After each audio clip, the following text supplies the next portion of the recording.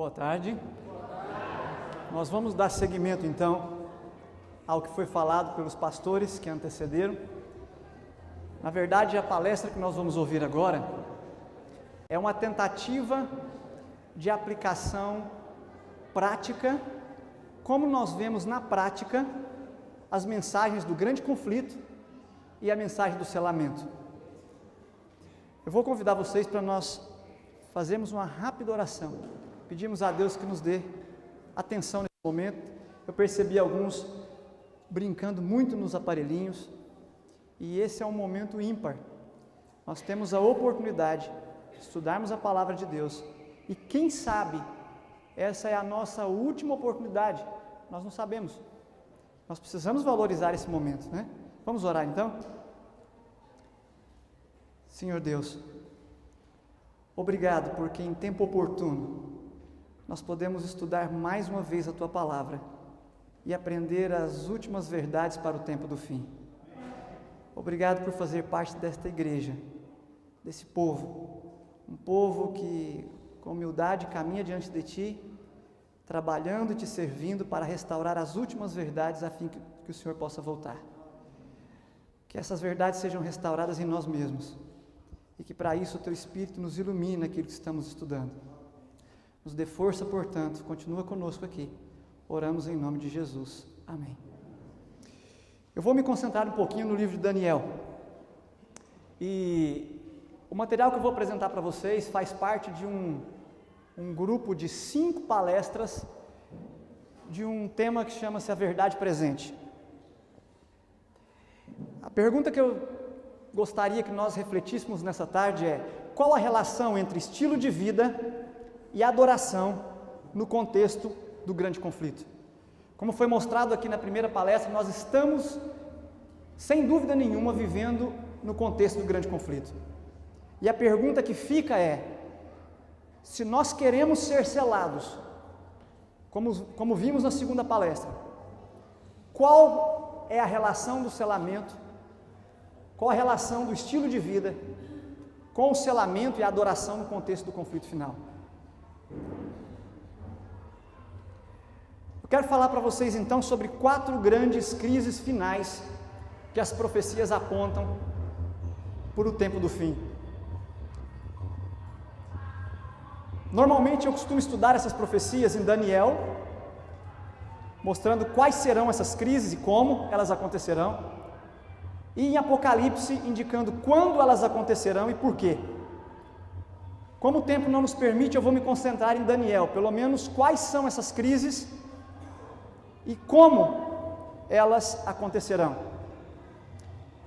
Isaías 46 diz: eu sou Deus e não há outro semelhante a mim.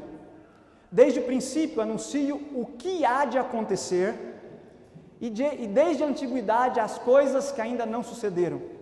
Eu digo: o meu conselho permanecerá de pé, eu farei toda a minha vontade. Deus nos dá profecias, muitas delas em Daniel e Apocalipse. Eu quero me concentrar aqui numa grande profecia que está no livro de Daniel, nos capítulos 1 a 3. E o que elas nos dizem sobre a importância do estilo de vida no contexto do grande conflito.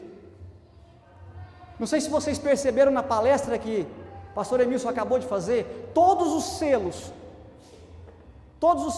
só foram colocados mediante a observação de algumas prescrições. E é exatamente nesse ponto que entra o estilo de vida. Qual o papel do estilo de vida no cumprimento do grande conflito, principalmente na questão da adoração e então do selamento?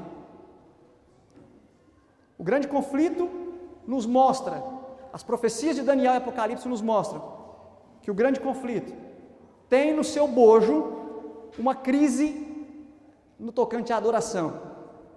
Mas antes, nós temos outras 2 crises que o livro de Daniel nos deixa claro, e é sobre isso que eu quero chamar a atenção de vocês. Bom, vocês já sabem, o livro de Daniel, 12 capítulos, os 6 primeiros estão focados no que aconteceria e como, e os 6 últimos no quando aconteceria e por quê, quase que como um prenúncio de uma profecia maior que depois viria em Apocalipse, desvendando o que ainda não estava tão claro no livro de Daniel. E aqui então eu começo a chamar a atenção de vocês. Existem 4 episódios em Daniel que são muito significativos. E aqui nós temos uma grande profecia. É claro que tem episódios dessa profecia, mas aqui nós temos uma grande profecia. 4 episódios. E eu daria destaque em cada episódio para um foco que a profecia mostra com muita clareza. No capítulo 1 de Daniel, versos 1 a 21, nós temos ali um foco na questão do estilo de vida. Em seguida, no capítulo 2, em todo o capítulo 2, eu tenho um foco na questão da revelação. No capítulo 3, então, do verso 1 a 18, eu tenho foco na questão da adoração. E nos capítulos finais, do 19 ao 30 do capítulo 3, eu tenho então foco na questão da libertação. Como os companheiros de Daniel foram libertos da fornalha ardente. Note vocês, nada na Bíblia está colocado ali por acaso. Há uma sequência aqui que nos chama a atenção. O livro começa focando o estilo de vida. Em seguida ele passa para a questão da revelação, em seguida a adoração e por fim libertação. Estaria essa sequência colocada em Daniel por acaso? Ou será que o Espírito Santo nos quer chamar a atenção para essa estrutura em que essa sequência aparece? Essa sequência depois vai se repetir em Daniel ainda 2 vezes, e em Apocalipse depois ela encontra então o seu cumprimento. O tempo não nos permite avançar para a segunda etapa de Daniel e nem para Apocalipse, mas se vocês conseguirem entender como o estilo de vida está ligado à questão da revelação, à questão da adoração e finalmente a libertação, já me darei por satisfeito. Porque na estrutura de Daniel, dos 3 primeiros capítulos, você não tem libertação sem verdadeira o quê? Adoração. E você não tem verdadeira adoração sem compreensão das revelações impressivas do Espírito Santo. E você não tem revelação impressiva do Espírito Santo que não se faça acompanhar de um estilo de vida coerente com o incurso da graça já recebido. Então isso nos diz muito para nós como cristãos hoje. E aqui eu começo a fazer algumas perguntas para vocês. O que tem a ver aquilo que eu visto, aquilo que eu como, aquilo que eu falo, com a verdadeira adoração? Será que a verdadeira adoração implica apenas em profissão de fé? Qual seria a verdadeira profissão de fé? Então aqui nós podemos mapear 3 grandes crises que filhos de Deus, escolhidos e selados, que eram Daniel e seus 3 companheiros, enfrentaram. E nas 4 eles foram vitoriosos. E ao que parece o texto me indica que a vitória em uma delas foi diretamente responsável pela vitória nas demais, levando à vitória final. Há aqui algo muito significativo para nós. Para aqueles que estão aí ligados na profecia de Daniel, vamos voltar na história 2600 anos. Vamos para o tempo de Nabucodonosor, cerca de 600 a.C. Lembramos-nos de Babilônia, a grande cidade. Até as ruínas foram consideradas uma das 7 maravilhas do mundo. Lembramos-nos então de Nabucodonosor e o seu sonho, capítulo 2. Diz a Bíblia que Nabucodonosor teve um sonho, e o sonho foi tão profundo, tão intenso, que ele ficou perturbado e passou-lhe o sono. Diz a profecia, ele se esqueceu do sonho e exigiu que os seus astrólogos lhe revelassem o sonho e o quê? A sua interpretação. Disseram então os seus magos, ou, como eu costumo dizer lá para os meus alunos, os catimbozeiros da época, tiveram que confessar que eles não conseguiam revelar o quê? O futuro, que isso só pertence a Deus. O rei então muito se irou, se enfureceu e ordenou que matassem a todos os sábios de Babilônia. Expediu-se então o decreto de morte. Entre os sábios estava Daniel e os seus 3 companheiros. Daniel tinha comunhão com Deus. Daniel sabia que a revelação verdadeira só pode vir de quem? De Deus, o Criador e o Redentor de todas as coisas. Daniel então procurou o chefe da guarda e pediu para que lhe desse um prazo, para que ele e seus companheiros orassem, porque se fosse da vontade de Deus, Deus o quê? Deus o quê? Palavra-chave. Deus revelaria. Note, aqui eu queria tirar um ponto, eu queria lembrar um ponto interessante com vocês. Daniel ali e os seus 3 companheiros representam pessoas que já tinham recebido o incurso da graça. Em outras palavras, já eram crentes, já conheciam a Deus, conheciam a palavra e já eram fiéis. Sim ou não? Sim. Mas por que um fiel precisa de mais revelação? Porque em todo contexto de crise, Deus tem mais revelação para dar para aqueles que são fiéis. Deus, o Espírito Santo, quer impressionar aqueles que são fiéis, e assim prepará-los, e através deles contribuir para o preparo de outros para serem selados. Note, Daniel, mesmo fiel a Deus, com seus 3 companheiros, ainda precisaram orar pedindo a Deus revelação sobre aquele mistério que tinha sido revelado primeiramente a Nabucodonosor. Eu sei que nós estamos aqui hoje entre irmãos de fé. Alguns de vocês têm 30, 40 anos na igreja, e a pergunta que fica é: será que eu preciso de mais revelação?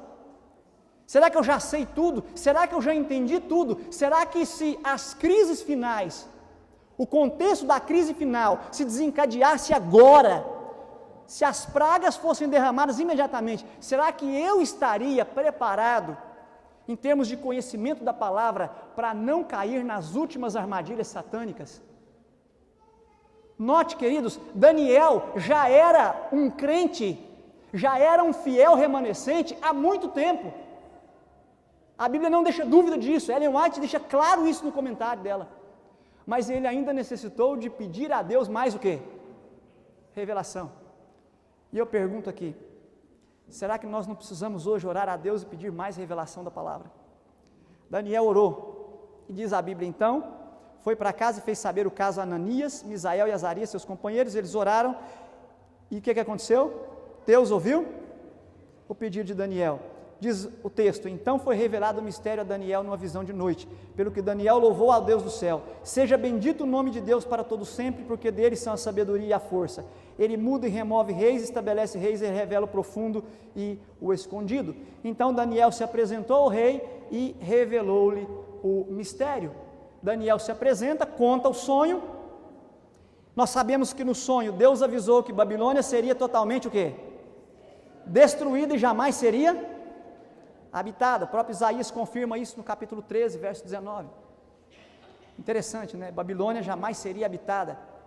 Eu estava olhando esses dias uma reportagem, depois que os Estados Unidos atacou o Iraque, as ruínas de onde era a escavação de Babilônia foram abandonadas, não teve condições de dar continuidade ali, e as últimas fotos de satélite revelam que as ruínas já foram quase que completamente o quê? Cobertas de areia de novo. Deus tinha dito, nunca mais ela será habitada, e ao que parece, nem para ser escavada a coisa está andando. Deus tinha dito que não seria habitada. Deus tinha dito na Bíblia, Daniel 8, levantei os olhos e vi um carneiro que estava diante do rio. Aquele carneiro que viste são os reis da Média e da Pérsia. Os exércitos desviam o curso do rio, entram por debaixo, derrubam, acabam com Babilônia, o Império Babilônico cai, e vocês já sabem o que aconteceu depois com Babilônia. Babilônia foi substituído, o Império Babilônico, pelo Império Medo-Persa, que depois foi substituído pelo Império Grego e depois pelo Império Romano e assim por diante. Enfim, essa profecia já é conhecida de todos, mas por que eu trago essa profecia para vocês hoje?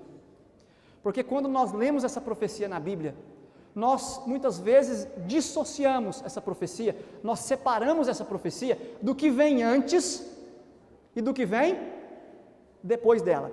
E o que vem antes? O que vem antes de Daniel ter recebido revelação? Vem toda uma tensão, uma prova com relação ao seu estilo de vida. E o que vem depois dessa profecia? O que vem depois? Uma outra prova aos companheiros de Daniel, que foram jogados na fornalha ardente por uma questão de adoração. O que nós entendemos disso? Aquele que revela mistérios te fez saber o que há de ser. Ao que parece, está muito evidente nos capítulos 1, 2 e 3 de Daniel, que Deus mostrou o que aconteceria e como as coisas aconteceriam para o seu povo fiel, diante de crises como as crises que Daniel e os seus companheiros enfrentaram. Quais são então as crises que nós podemos identificar? Estilo de vida, revelação, adoração e o quê? Libertação. Vamos um pouquinho mais. Vamos entender o seguinte: qual é a perspectiva do ser humano segundo a Bíblia? Normalmente, nós estamos acostumados a falar olha, fulano, nós estamos acostumados a falar assim, olha, a minha vida espiritual vai bem. E de repente eu chego na igreja com algumas atitudes meio estranhas. Às vezes eu me alimento de forma estranha, às vezes eu me visto de forma estranha, mas quando as pessoas me perguntam se está tudo bem, eu digo que a minha vida espiritual vai bem. Por quê? Porque na mente de muitos de nós, a vida espiritual não tem a ver com o corpo e não tem a ver com o quê? Com o quê? Com a mente. E quando nós olhamos para o livro de Daniel, nós vemos que essa premissa, que não é bíblica, que é mais da filosofia grega do que de qualquer outra coisa, ela cai por terra.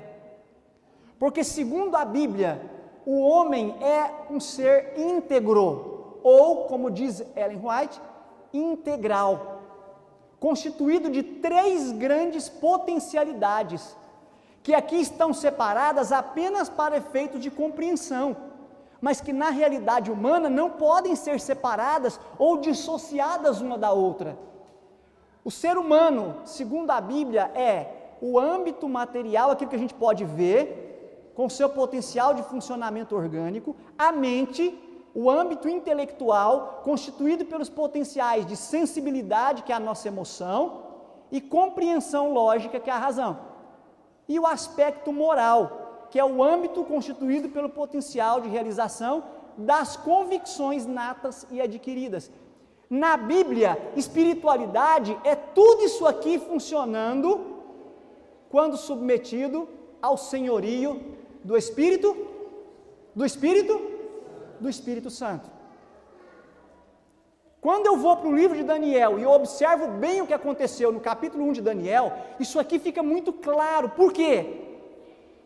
Porque quando Daniel e seus companheiros são levados, o que Satanás faz assim que eles chegam em Babilônia?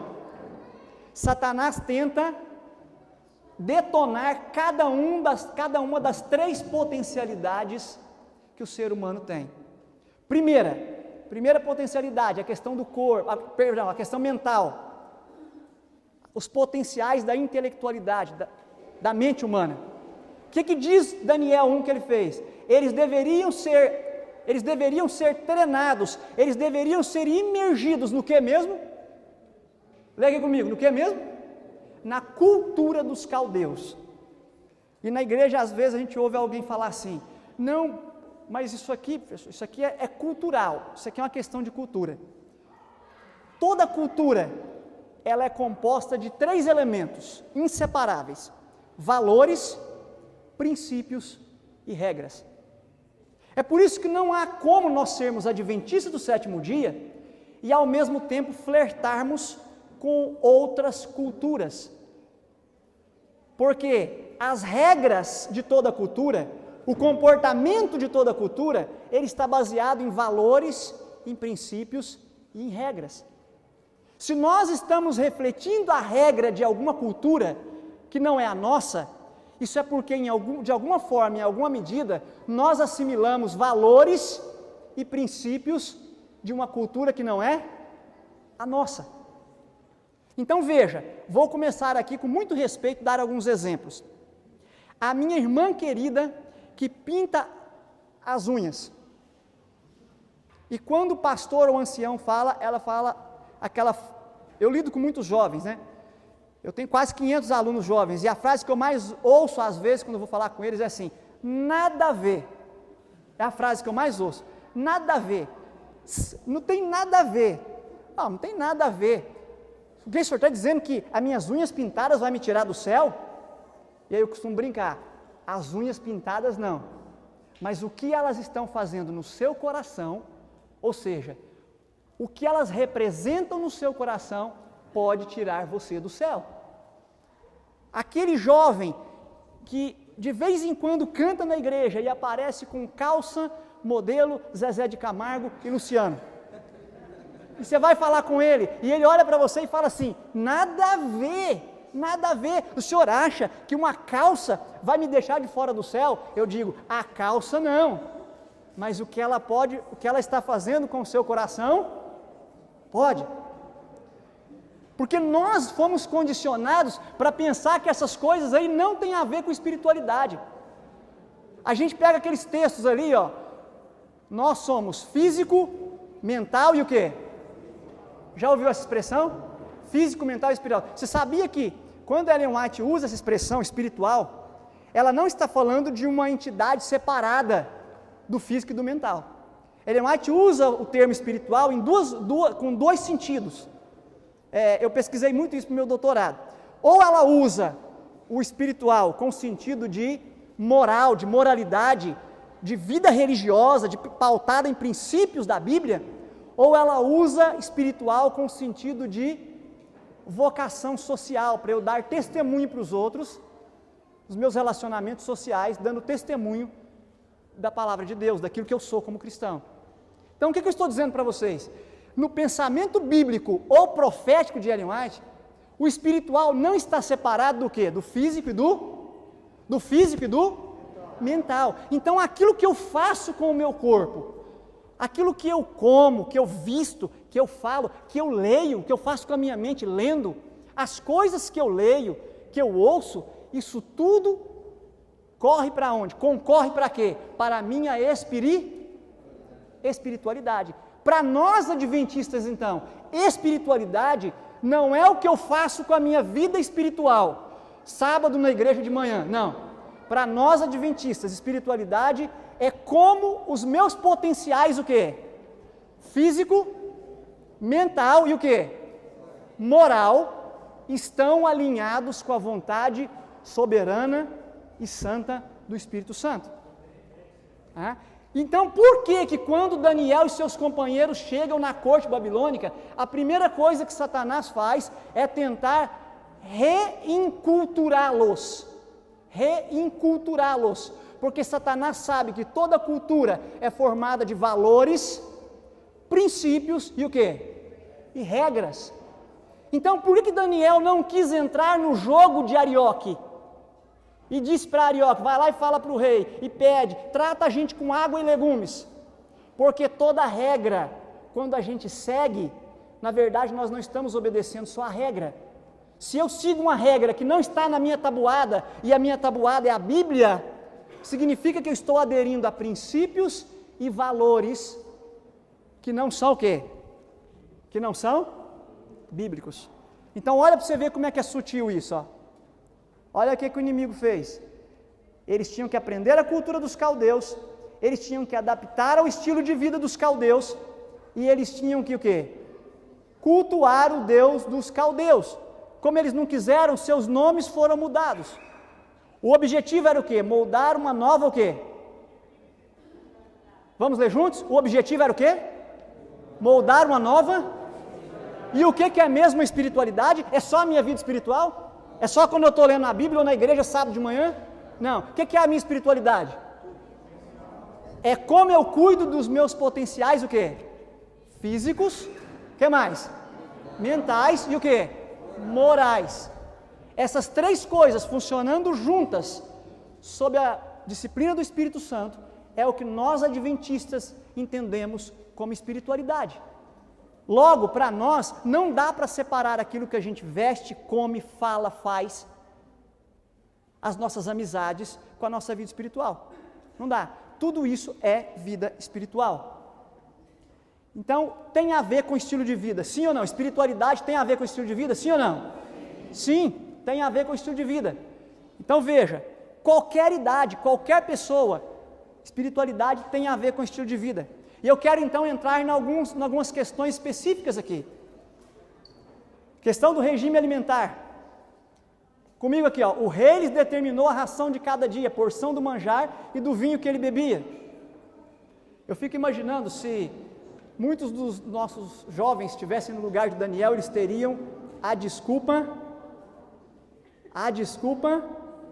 perfeita para dizer assim, não, eu comi porque se eu não comesse o negócio ia ficar feio para o meu lado. Mas o que Daniel fez? Daniel deu seu testemunho e ele não entrou no jogo. Daniel se propôs no coração não se contaminar com a porção do manjar do rei, nem com o vinho que ele bebia. Eu não sei se vocês observaram um texto que o pastor Emilson projetou aqui, antes de terminar a palestra dele, sobre o selamento, dizendo que os selados são aqueles que não se Agora o mesmo texto já aparecia em Daniel. Sabe por que Daniel não concordou em comer daquelas coisas do rei e beber daquela bebida? A palavra é equivalente, a palavrinha do hebraico equivale à palavrinha grega aparecida lá. Ele resolveu o quê? Não se contaminar. Agora, você acha que Daniel não comeu o que o rei mandou, não bebeu o que o rei mandou, porque tinha medo de passar mal do estômago? É esse o tipo de contaminação que a Bíblia está falando? Contaminação espiritual. Agora nós sabemos que contaminação espiritual não dissocia o corpo da mente e nem do que? Das nossas convicções morais. Então Daniel sabia que comer aquilo ali, ele ia flertar com quem? Com o mal. Experimenta, te peço, os teus servos 10 dias, fazendo com que se nos dê legumes e água a beber. E aí o que diz aqui? Ora, Deus deu a Daniel graça e sabedoria, seus semblantes estavam melhores e mais bem nutridos, em toda a matéria de sabedoria, achou-os 10 vezes mais doutos do que todos os que havia em seu reino. Os tipos de alimentos e substâncias que nós usamos afetam o nosso relacionamento com Deus e com as pessoas. Olha que interessante, vocês já ouviram falar dos Unzas? Vocês sabem quem são os Unzas? Os Unzas são uma tribo que habita ali, ó, bem ao norte do Paquistão, quase na divisa com a China, o Tajiquistão, bem nos Alpes. Interessante, eles são vegetarianos e vivem em média entre 120 e 140 anos, e mais, eles vivem com o quê? Sem doenças. Aí alguém poderia dizer assim, tá bom, mas vale a pena viver nesse mundo de pecado igual a gente vive? Ellen White explica essa pergunta no Ciência do Bom Viver. Ela diz assim, o nosso propósito deveria ser viver mais, sabe para quê? Porque a nossa vida aqui é a única oportunidade do Espírito Santo para moldar o nosso caráter para onde? Para o reino eterno. Há muitas pessoas encurtando o seu preparo para o reino, porque não cuidam da sua saúde, não cuidam do seu estilo de vida, e aí acabam parando naquela sequência lá na crise de estilo de vida. Olha aqui para vocês verem os Unzas, eles moram nessa região aqui, ó, para chegar lá só por escalada mesmo. Eles se alimentam, ó, só de frutas, verduras, legumes, frutas secas, são muito saudáveis. Aqui está algumas fotos.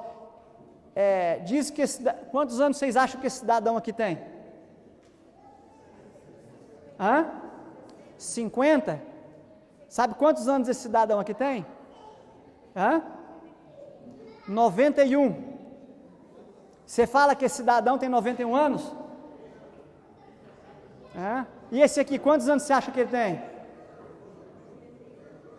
104 anos. Pelo menos é o que dizia a reportagem lá de onde eu tirei essas fotos. Se nós conscientemente prejudicamos nosso corpo, trazemos condenação sobre nós mesmos. Agora eu preciso esclarecer uma coisa para vocês. faz parte do estilo de vida adventista, a mensagem de saúde. Mas para que mesmo que nós buscamos saúde?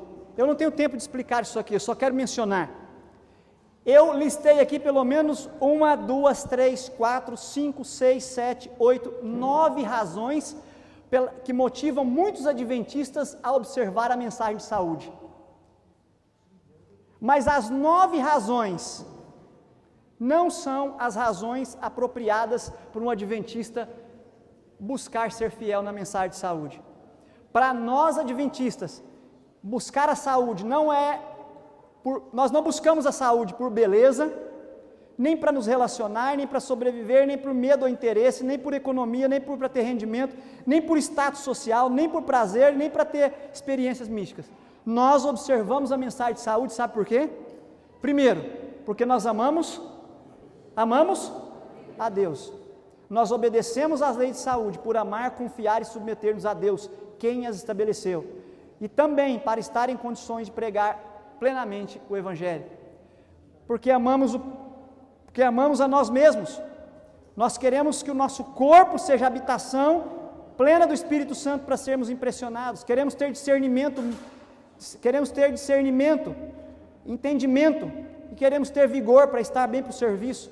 E porque amamos o próximo, queremos amar e servir o nosso próximo com todas as nossas forças. Essa é a razão por que nós observamos as leis de saúde. Outro aspecto, oração.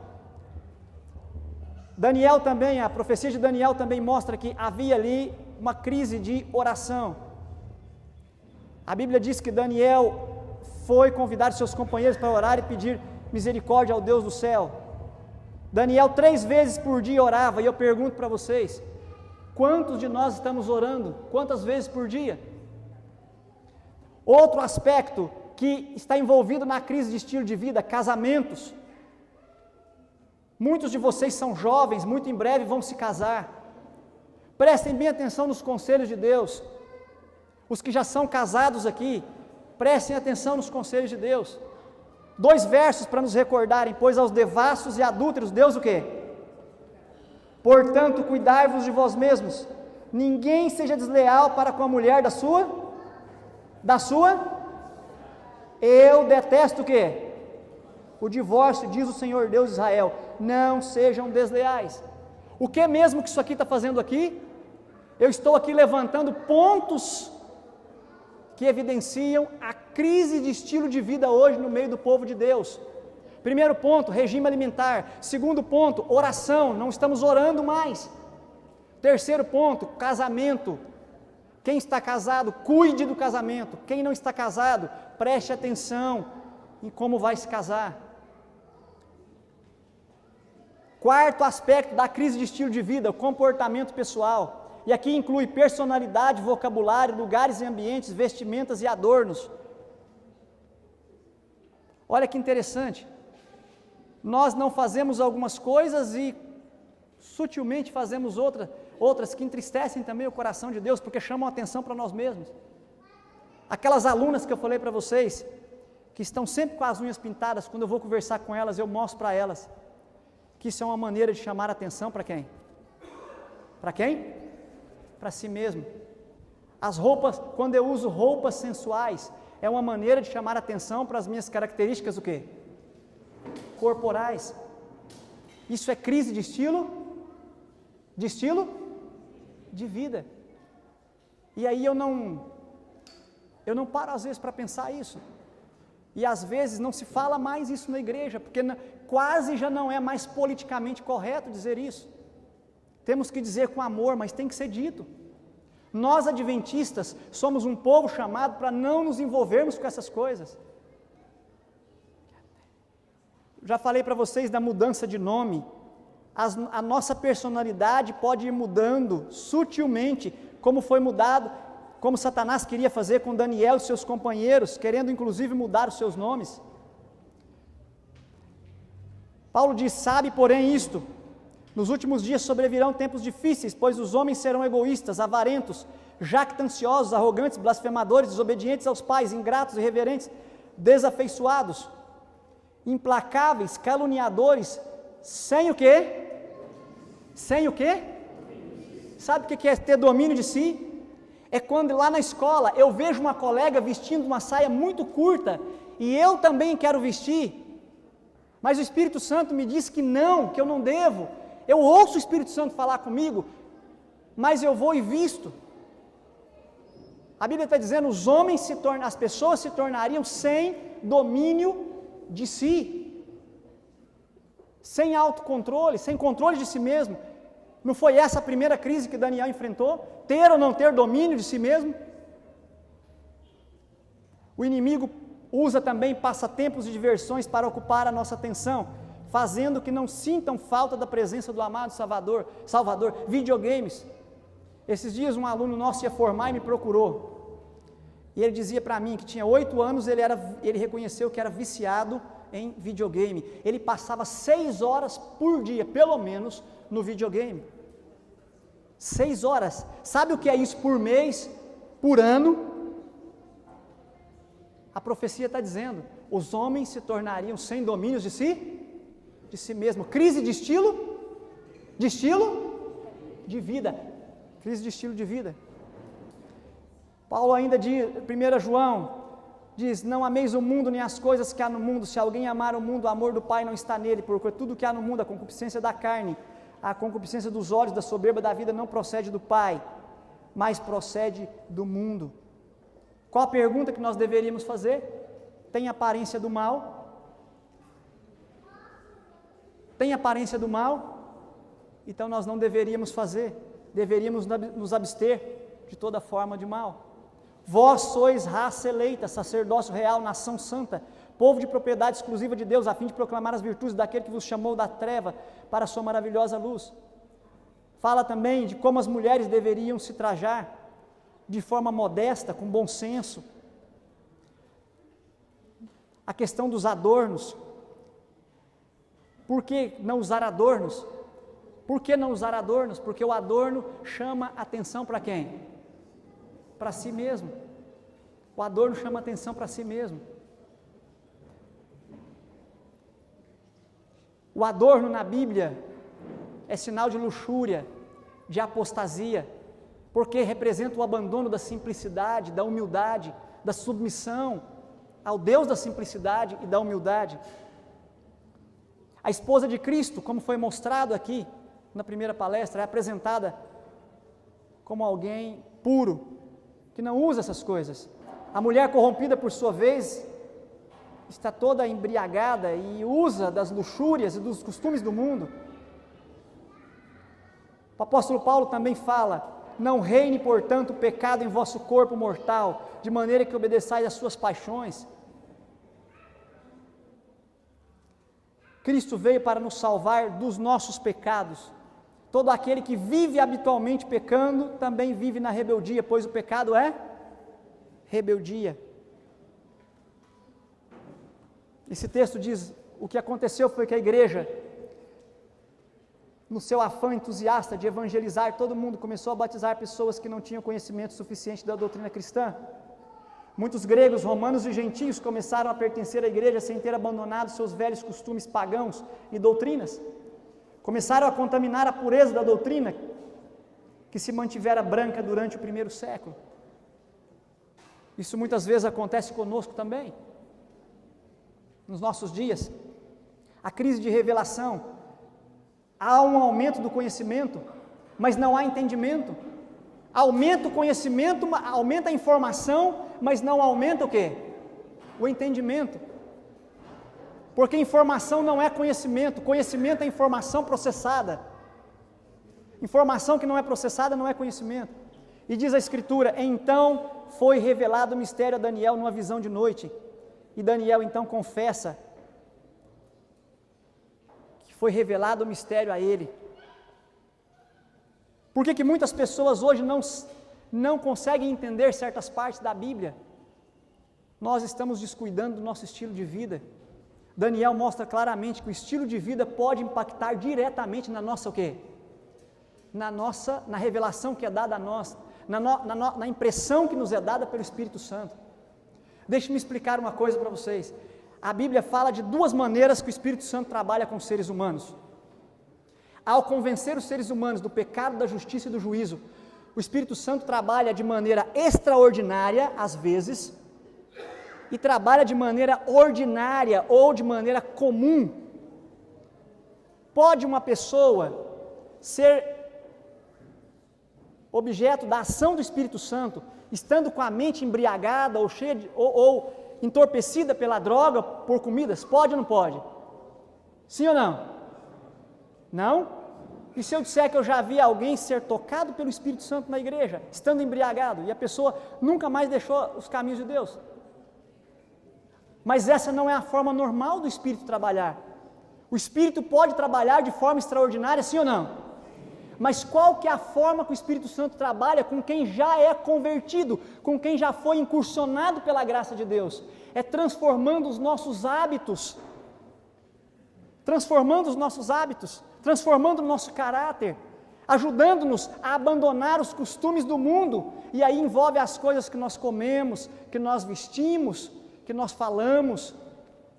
Essa é a maneira comum, corriqueira do Espírito de Deus trabalhar. Por que muitos não sabem quais são seus dons espirituais para trabalhar na igreja? Porque ainda não superaram a crise de estilo de vida, e não puderam sentir do Espírito a confirmação do seu chamado. Deus tem dons para cada um, mas por que alguns de nós não sabem? Por que alguns de nós não reconhecem a autoridade da igreja? Por que muitos não reconhecem mais a autoridade da igreja? Eu me lembro que quando vim para a igreja, há quase 30 anos atrás, quando o pastor olhava para a gente, um líder da igreja olhava, o pai e a mãe olhava, pelo olhar a gente já sabia o que estava certo e o que não estava. Hoje, se a gente olha meio assim para um jovem, ele olha para você e fala assim: e aí, mano? Né? Não há mais reverência pelas autoridades, começando pelas autoridades da igreja. O pastor se tornou para muitos apenas mais um. Não se há mais respeito. Isso tudo a Bíblia anuncia como uma crise de revelação, uma crise de acesso à revelação divina. Se a revelação divina não me alcança, eu tenho dificuldade em entender quem é a igreja, quem são as autoridades da igreja. E tudo isso por quê? Tudo isso porque algo no meu estilo de vida não está bem. A igreja adventista, nós sabemos, cumpre as especificações bíblicas, mas tem pessoas hoje questionando a autoridade da igreja. Alguns já acham que não precisam vir mais na igreja, e quando vêm, ficam brincando o tempo todo com esses aparelhinhos aí, com essas coisinhas. Tem sempre algo mais importante do que a palavra. Crise de revelação. Por que a revelação não me atinge mais? Por quê? Algo precisa mudar, começando do meu estilo de vida. Veja, eu não estou pregando aqui justificação pelas obras, porque Daniel já era um crente. Eu estou falando aqui com pessoas que já são crentes, já receberam o incurso da graça. Se você já recebeu o incurso da graça, o que a profecia está dizendo é que Satanás vai tentar detonar o seu estilo de vida, para tentar exatamente ridicularizar você diante daqueles a quem você deveria dar o seu bom testemunho. Porque enfraquecendo o seu estilo de vida, Satanás mina o seu potencial de testemunhar em favor da palavra. Dízimos e ofertas. Eu estava dirigindo uma comissão de igreja ontem, fazendo uma comissão de nomeações para o próximo ano, e eu indiquei um jovem muito abençoado para um certo cargo. De repente alguém me observou, falou assim: pastor, só tem um problema. Esse moço, embora esteja na igreja há tanto tempo, embora trabalhe, ele já declarou abertamente que não concorda com a verdade dos dízimos e das ofertas. Crise de revelação. Por que está revelado? Por que eu conheço, mas aquilo ainda não me transformou? Por que eu não reconheço a Deus como Senhor daquilo que chegou às minhas mãos? Algo não está bem no meu estilo de vida. O estilo de vida pode ser um obstáculo para que o Espírito me impressione com mais profundidade como Ele gostaria. Alguns têm se sentido mal satisfeitos e dito: não pagarei mais o dízimo, pois não confio na maneira porque as coisas são dirigidas na sede da obra. E aí ela responde: roubareis, porém, a Deus, por pensardes que a direção da obra não está direita? Apresentai vossa queixa franca e abertamente no devido espírito e às pessoas competentes, mas não vos retireis da obra de Deus, nem vos demonstreis infiéis, porque outros não estejam fazendo o que é direito. É como ela vem dizendo: você nem sabe o que está acontecendo direito, está usando isso como desculpa para não ser fiel a Deus. Crise de revelação. E repito, crise de revelação começa em crise de quê? De estilo de vida, depois de receber o incurso da graça. Bom, eu preciso ir caminhando aqui para o final. A questão dos pensamentos, precisamos ser renovados, ter a nossa mente renovada. Como ter a mente renovada enquanto assistimos novelas? Como ter a mente renovada enquanto assistimos alguns programas de TV? Pura cultura inútil, pura cultura contrária à Bíblia. Como ter a mente renovada se nós ainda acessamos na internet alguns sites que não deveríamos acessar como cristãos? Como ter a mente renovada se gastamos muito tempo falando mal da vida dos outros? Como ter a mente renovada se alguém pede um prato de comida na porta e eu me recuso a dar? Como ter a mente renovada enquanto não deixarmos o Espírito Santo nos levar de volta para a Bíblia? Crise de adoração. A questão da lei de Deus, a lei dizia: não vai prostrar diante de nenhuma imagem, não vai adorar. Todos adoraram, menos Daniel e os seus companheiros. Fidelidade à lei, principalmente a questão do sábado que foi falado aqui. Se eu perguntasse aqui nesse momento, quantos aqui observam o sábado? Eu tenho certeza que todos vocês, se não todos, responderiam que sim, mas a minha pergunta vai um pouquinho além disso. Você está observando os marcos de início e de fim do sétimo dia? Na hora do pôr do sol da sexta-feira, você está em casa com a sua família para adorar a Deus? Na hora do pôr do sol de sábado, você está no lugar certo, prestando adoração e agradecendo a Deus por mais um santo sábado que finda? Você tem feito tudo o que pode para não fazer os preparativos para o sábado? Tem você frequentado a igreja mais próxima da sua casa, a fim de não ter que usar os serviços públicos, de não ter que pagar, comprar ou vender no sábado para ir a outra igreja? Tem você observado o sábado como Deus pede? Veja, eu vou repetir novamente: nenhum dos selos que foi mostrado aqui na segunda palestra foi colocado sobre as pessoas sem que elas cumprissem as prescrições que tinham sido previamente o quê? Determinadas. O último selo, o selo final, também não será colocado naqueles que não venceram as crises de estilo de vida. E não estou aqui sugerindo nem de longe o perfeccionismo, porque uma coisa é cair quando escorregamos, e esse risco vai continuar existindo. A outra coisa é aproveitar a oportunidade, aproveitar a onda para nos jogar na lama sempre que isso se mostrar conveniente para nós. Crise de estilo de vida. Os tipos de cultos.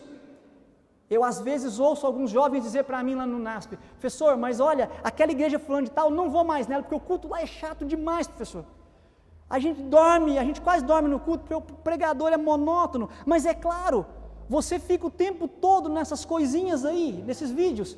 Esses vídeos são minuciosamente, cientificamente preparados para manter a sua mente em condição de superficialidade, manter a sua mente funcionando a 140 por hora. Quando você vem para a igreja, que o Espírito Santo quer diminuir o seu ritmo para que você possa apreender a palavra a uma velocidade de 30 por hora, você dorme e diz que o problema está com a igreja.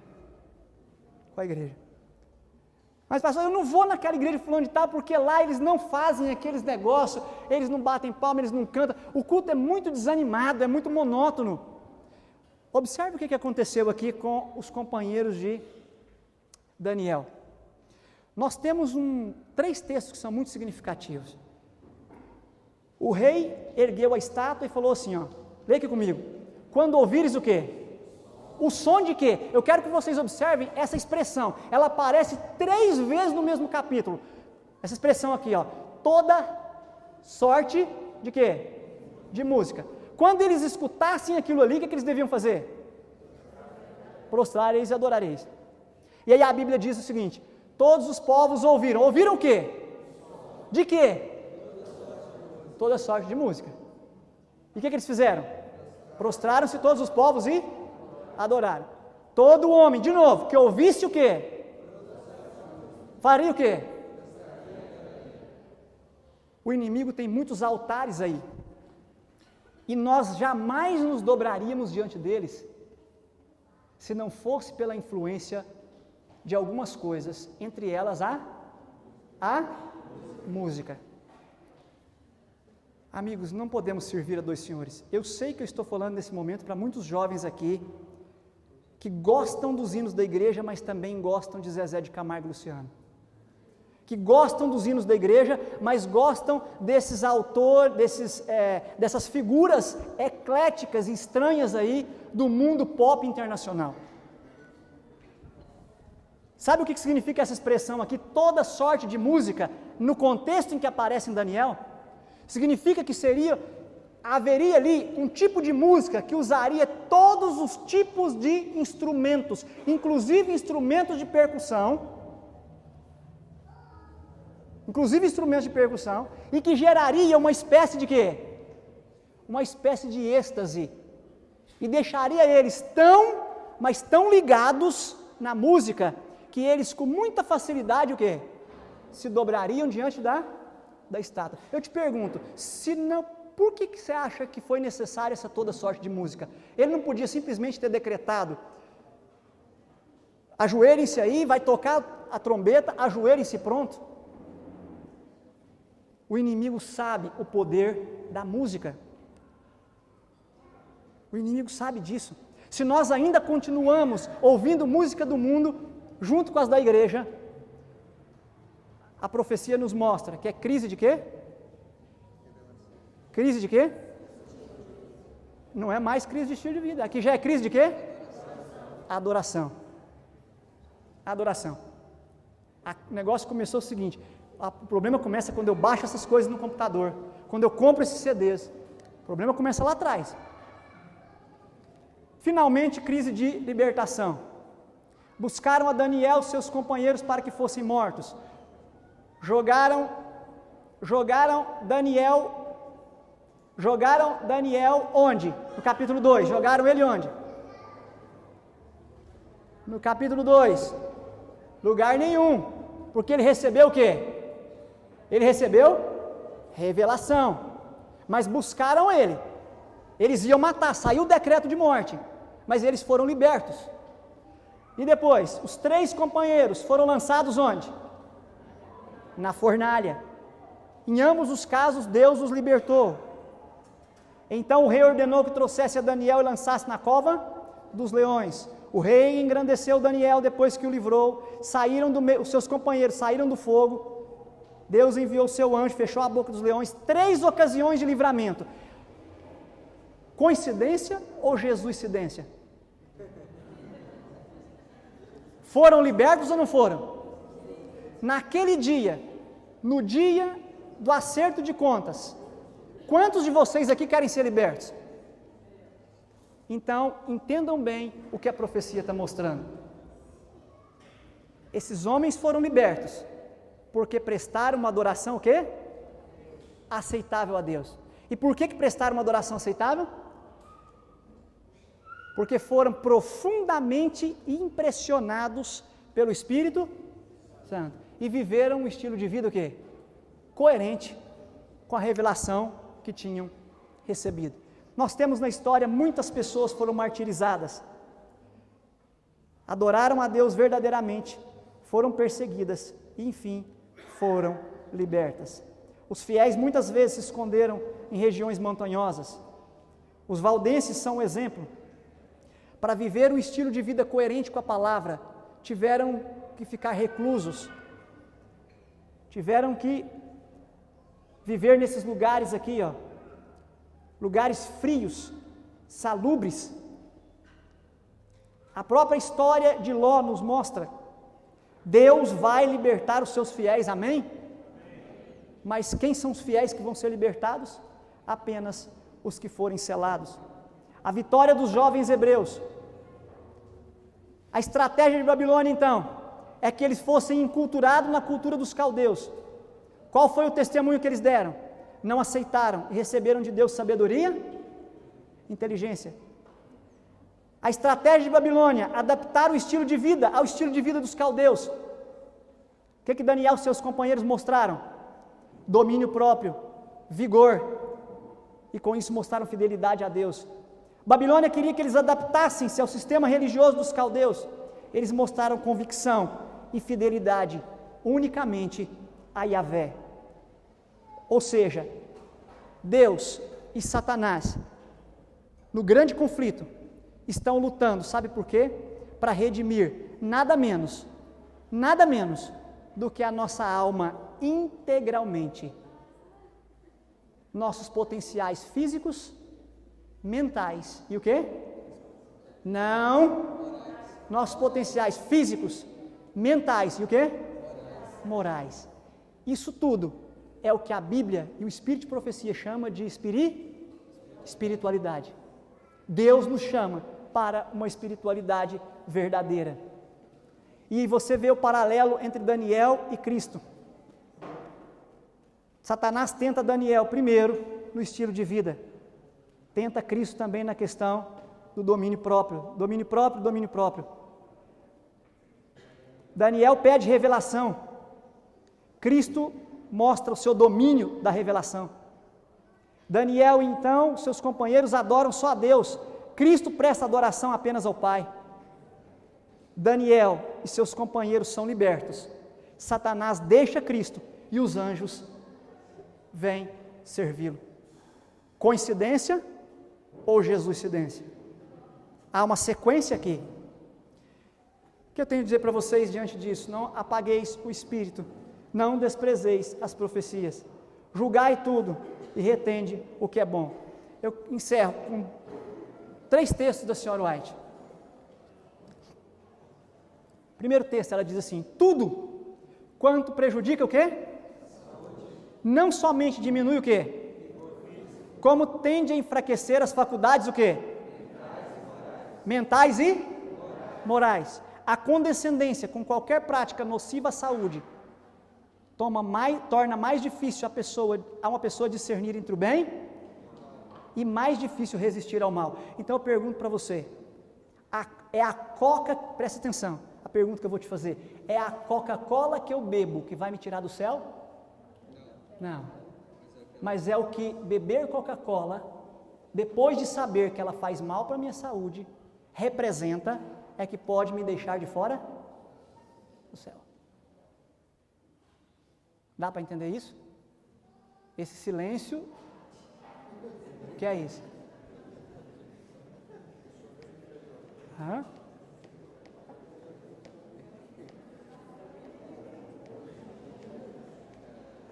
Mas nós estamos vivendo numa época que é quase politicamente incorreto dizer isso na igreja. Muitas pessoas estão dizendo assim, não, é claro que tem muitos extremistas, tem muita gente extremista, mas nós não podemos deixar que o extremismo de alguns nos tire a atenção das pequenas coisas. Diz o livro de Cantares, as pequenas raposinhas também destroem as grandes vinhas. Olha o outro texto aqui, a família humana está sofrendo por causa da transgressão das leis de Deus. O Senhor deseja que os homens sejam levados a compreender a causa de seus sofrimentos e o único meio de encontrar alívio. Deseja que vejam que seu bem-estar Como? Físico? Depende do quê? Esse é o desígnio, que todas as nossas instituições sejam lições práticas, mostrando os resultados da obediência aos retos princípios. E entendam, eu citei aqui um exemplo, mas eu poderia citar outros. A pessoa que se abstém de comer e beber o que faz mal, mas não faz exercício, não bebe água, não dorme quantidade de sono que tem que dormir. Tudo isso é crise de estilo de vida. Para terminar, então, mais 2 textos diz: aqueles que querem, olha só, aqueles que querem ter mente clara para discernir os engodos de quem? Devem ter o apetite físico sobre o domínio da razão e da consciência. A ação moral e vigorosa dos altos poderes da mente é essencial ao aperfeiçoamento do quê? E a força ou fraqueza da mente tem muito a ver com o quê? Nossa atitude e utilidade nesse mundo. E com o quê? Então, o meu estilo de vida tem a ver com a minha salvação final, sim ou não?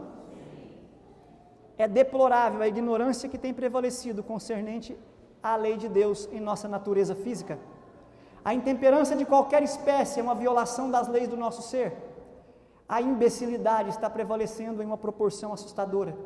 O pecado se torna atraente, revestido por uma luz, e Satanás se alegra muito quando pode reter o mundo cristão em seus hábitos diários, sob a tirania do costume, como os pagãos, permitindo ser governado pelo apetite.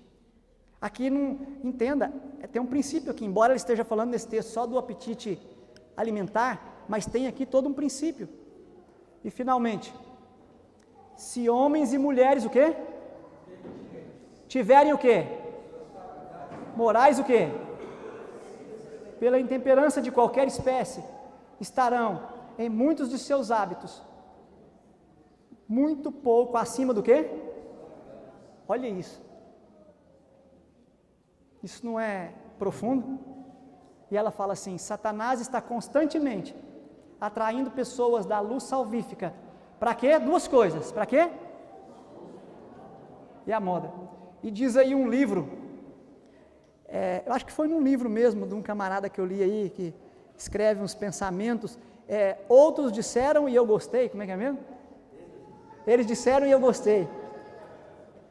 Me parece que tem uma frase lá mesmo que eu li, que diz assim: a moda é tão estúpida que ela não suporta a si mesma. Já viu? E a gente muitas vezes entra nisso, né? Costume e a moda. Terminando então, sem consideração para com o quê? Saúde física, mental e o quê? O grande inimigo sabe que se predominarem a paixão e o apetite, a saúde do corpo e a força do intelecto serão sacrificadas no altar da satisfação própria. E o homem, aqui ó, acelerará o quê? Sua ruína. Se o intelecto erudito segurar as rédeas, controlando as propensões animalescas e conservando-as em sujeição às faculdades morais, Satanás sabe muito bem que é pequena sua possibilidade de vencer o quê?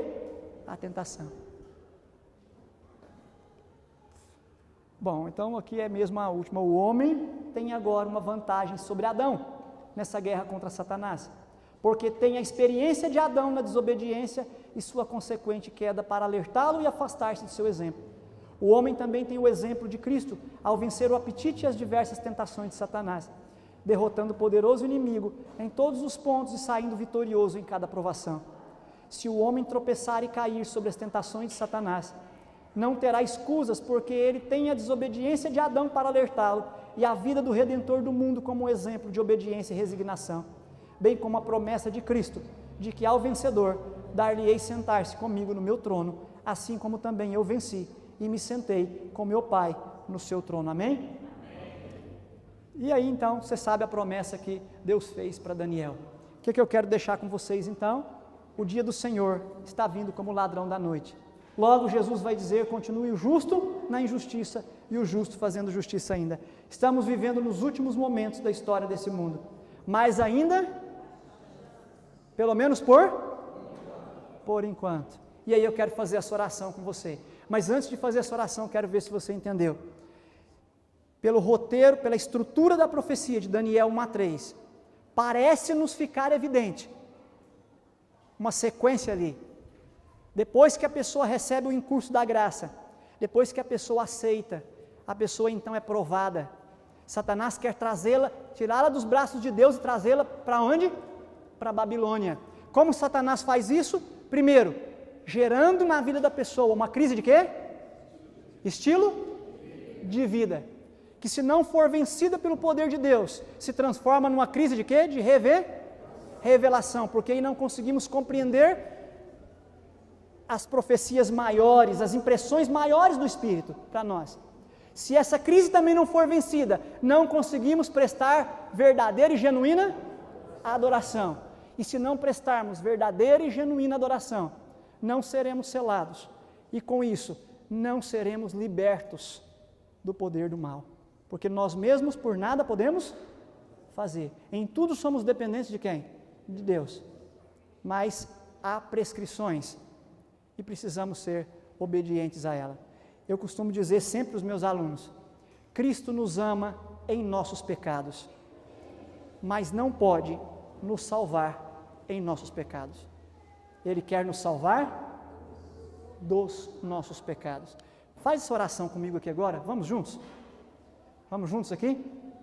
Poderoso Deus, o Criador, Redentor e Mantenedor do Universo, o Senhor revelado na Bíblia, a Ti me apresento humildemente para suplicar que Teu Espírito conceda-me discernimento para compreender o que está revelado acerca de Tua vontade, humildade para aceitá-la e uma fé perseverante a fim de servir-te fielmente, preparando-me para o Teu reino. Dá-me forças para ser fiel no estilo de vida, sendo cada vez mais impressionado por Sua revelação e prestando-lhe uma adoração aceitável. Em nome do Senhor Jesus Cristo, peço. Amém. Deus nos abençoe.